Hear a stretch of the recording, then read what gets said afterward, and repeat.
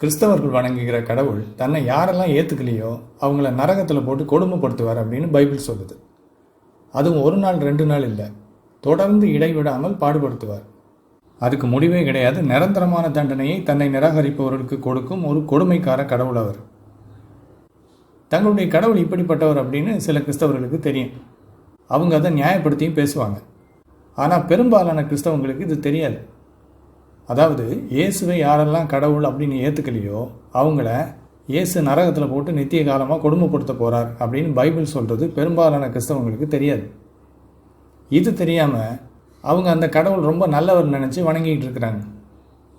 அப்படி இருக்கும்போது பைபிள் இந்த கடவுளை பற்றி இப்படி தான் சொல்லுது அப்படின்னு நான் சொன்னேன்னா இந்த கிறிஸ்தவங்க என்கிட்ட சண்டைக்கு வராங்க. அவங்க என்னவெல்லாம் சொல்கிறாங்க அப்படின்னு சொல்லி நீங்கள் இப்போ திரையில் பாருங்கள். இங்கே ஒருத்தர் என்கிட்ட கேட்குறாரு, ஜீசஸை அக்செப்ட் பண்ணாதவங்களை ஹெல்லில் போட்டுருவாங்கன்னு சொல்கிறாங்க பிரதர், அதை பற்றி உங்களோட கருத்து என்ன அப்படின்னு கேட்டிருக்காரு. அதுக்கு அவருக்கு நான் பதில் கொடுத்துருக்கேன். ஆமாம், இயேசுவை ஏற்றுக்கொள்ளாதவர்கள் அனைவரையும் அவர் நரகத்தில் போட்டு நித்திய காலமாக தண்டிப்பார் அப்படின்னு பைபிள் சொல்லுது. இப்படி நான் அவருக்கு பதில் கொடுத்துருக்கேன். இதுக்கு கீழே ஒருத்தர் என்கிட்ட என்ன கேட்குறாரு பாருங்க, அப்படி எங்கடா பைபிளில் சொல்லியிருக்கு, வசனம் காட்டு. இன்னொருத்தர் அதுக்கு கீழே கேட்குறார், ஆதார வசனம் காட்டுங்கள். அப்போ இந்த 2 பேரும் பைபிள் அப்படி சொல்லலை அப்படிங்கிறாங்க. இவங்க 2 பேருமே கிறிஸ்தவர்கள். ஆனால் இயேசு தன்னை ஏற்றுக்கொள்ளாதவர்களை நரகத்துக்கு அனுப்புவார் அப்படின்னு பைபிள் சொல்கிறது இவங்களுக்கு தெரியாது. அதனால தான் இவங்க என்கிட்ட பைபிள் அப்படி சொல்லுது அப்படிங்கிறதுக்கு பைபிள்லேருந்து வசன ஆதாரத்தை காட்டு அப்படின்னு கேட்குறாங்க. அடுத்து வேறொரு கிறிஸ்தவர் என் மேலே கோபத்தில் எனக்கு ஒரு சாபம் கொடுத்துருக்காரு. அது என்னன்னு பாருங்கள். உனக்கு பாதாளம், நரகம், அக்னி கடல். இவர் சொல்கிறார், நான் கிறிஸ்தவத்தை விட்டு வெளியில் போயிட்டேன்ல, அதனால் எனக்கு நரக தண்டனை கிடைக்கும் அப்படின்னு. இவர் இப்படி எனக்கு சாபம் கொடுத்ததை கண்டித்து வேறொரு கிறிஸ்தவர் அவருக்கு என்ன எழுதியிருக்கிறார் பாருங்கள். மிஸ்டர் தங்கராஜ் ஐயா அவர்களே, இப்படி பேசுவது தவறு. அவர் நரகத்திற்கு போவார் என்று தீர்ப்பிட உங்களுக்கு கடவுள் அதிகாரம் எங்கே கொடுத்திருக்கிறார்? இப்படி இவர் கேட்குறார். இவருக்கும் கூட இயேசு தன்னை ஏற்றுக்கொள்ளாதவர்களை நரகத்துக்கு அனுப்புவார்னு பைபிள் சொல்கிறது தெரியல. இப்போ அவருக்கு நான் ஒரு பதில் கொடுத்துருக்கேன். அதில் நான் என்ன எழுதியிருக்கேன்னு பாருங்கள். இயேசுவை ஏற்றுக்கொண்டால்தான் பரலோகம், இல்லை என்றால் நரகம் என்று பைபிள் தான் சொல்லுது. மிஸ்டர் தங்கராஜ் பைபிளை நம்புகிறார்.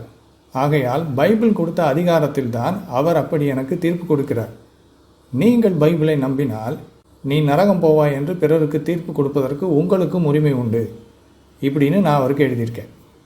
இப்படி நான் எழுதினோடனே வேறொரு கிறிஸ்தவர் என்கிட்ட என்ன கேட்குறாரு பாருங்க, நரகத்திற்கு போவார்கள் என்று வேதம் சொல்வதற்கு ஆதாரம் உள்ளதா? அப்போது நான் நரகம் போவேன்னு தீர்ப்பு கொடுக்கறதுக்கு உங்களுக்கு யார் அதிகாரம் கொடுத்தாருன்னு கேட்டார் அவரும் சரி.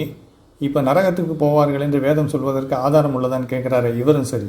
இந்த 2 கிறிஸ்தவர்களுக்கும் பைபிள் என்ன சொல்லுதுங்கிறதே தெரியல. இயேசு தன்னை ஏற்றுக்கொள்ளாதவர்களை நரகத்துக்கு அனுப்புவார்னு பைபிள் சொல்கிறத இவங்க படிக்கலை.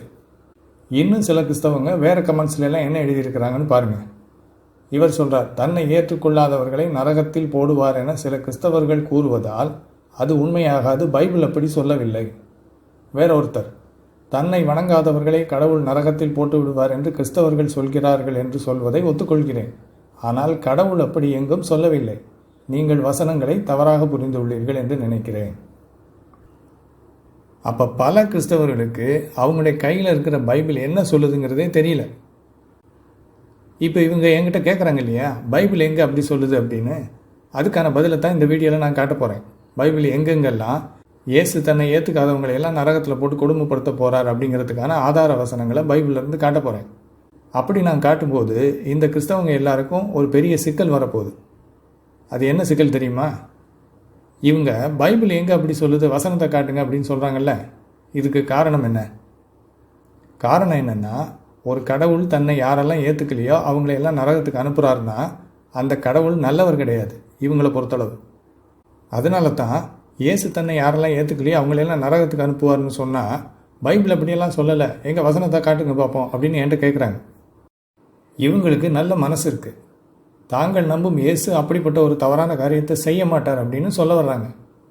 ஆனால் இப்போ என்னோட கேள்வி என்னென்னா, இயேசு தன்னை யாரெல்லாம் ஏற்றுக்கொள்ளவில்லையோ அவர்களை எல்லாம் நரகத்துக்கு அனுப்புவார் அப்படின்னு தான் பைபிள் சொல்லுதுன்னு இவங்களுக்கு தெரிஞ்சால் இவங்க என்ன செய்வாங்க? அப்படி சொல்கிற அந்த பைபிளை இவங்க நிராகரிக்கணும். அந்த பைபிள் காட்டுற அந்த இயேசுவையும் இவங்க நிராகரிக்கணும். ஏன்னா இவங்கள பொறுத்தளவு தன்னை யாரெல்லாம் ஏற்றுக்கலையோ அவங்களையெல்லாம் இயேசு நரகத்துக்கு அனுப்புவார் அப்படிங்கிறது ஒரு தவறான நம்பிக்கை. இந்த நம்பிக்கையை பைபிள் போதிக்குதுன்னா பிறகு அந்த பைபிளை இவங்க ஏற்றுக்கக்கூடாது. அதை நிராகரிச்சுட்டு அதில் காட்டப்பட்டிருக்கிற இயேசுவையும் இவங்க நிராகரிக்கணும். இதுக்கு இவங்க தயாரா? இதுதான் என் கேள்வி.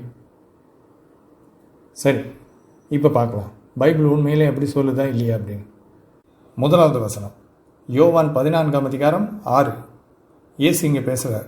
அதற்கு இயேசு, நானே வழியும் சத்தியமும் ஜீவனுமாய் இருக்கிறேன், என்னாலே அல்லாமல் ஒருவனும் பிதாவினிடத்தில் வரான். இயேசு இங்கே என்ன சொல்கிறாரு? அவரை விசுவாசிக்காமல் அவரை நம்பாமல் ஒருத்தனும் பிதாவினிடத்திற்கு, அதாவது பரலோகத்துக்கு போக முடியாதுங்கிறார். பரலோகத்துக்கு போக முடியாதுன்னா பிறகு வேற எங்கே போவோம்? நரகத்துக்கு தான் போவோம். பைபிளை பொறுத்தளவு பரலோகத்துக்கு போகாத எல்லாரும் நரகத்துக்கு தான் போவாங்க. சரியா? அடுத்தது மார்க் 16:16. இங்கேயும் இயேசு என்ன சொல்கிறார் பாருங்க.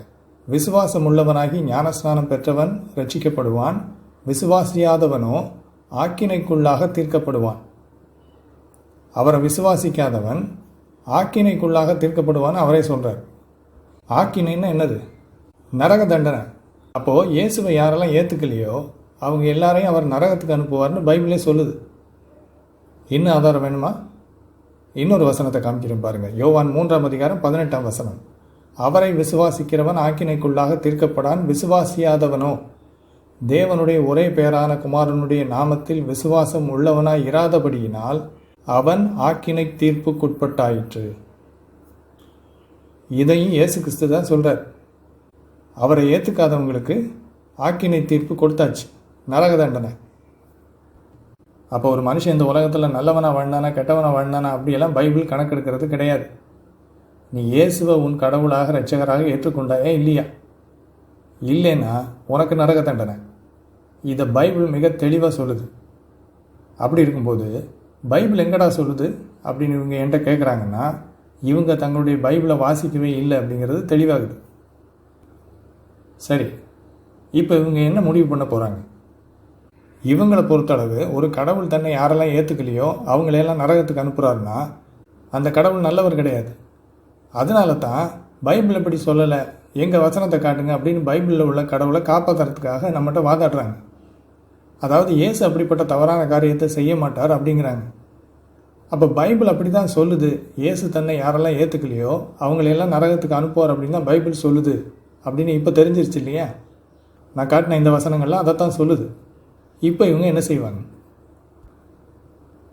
பைபிளை இவங்க நிராகரிக்கணும். பைபிள் காட்டுற அந்த இயேசுவையும் இவங்க நிராகரிக்கணும். இதுக்கு இவங்க தயாரா? அல்லது மற்ற கிறிஸ்தவர்களைப் போலவே இவங்க கடவுள் இப்படி செய்வார்னு பைபிள் சொல்கிற அந்த பைத்தியக்காரத்தனத்தை நியாயப்படுத்தி பேசுவாங்களா?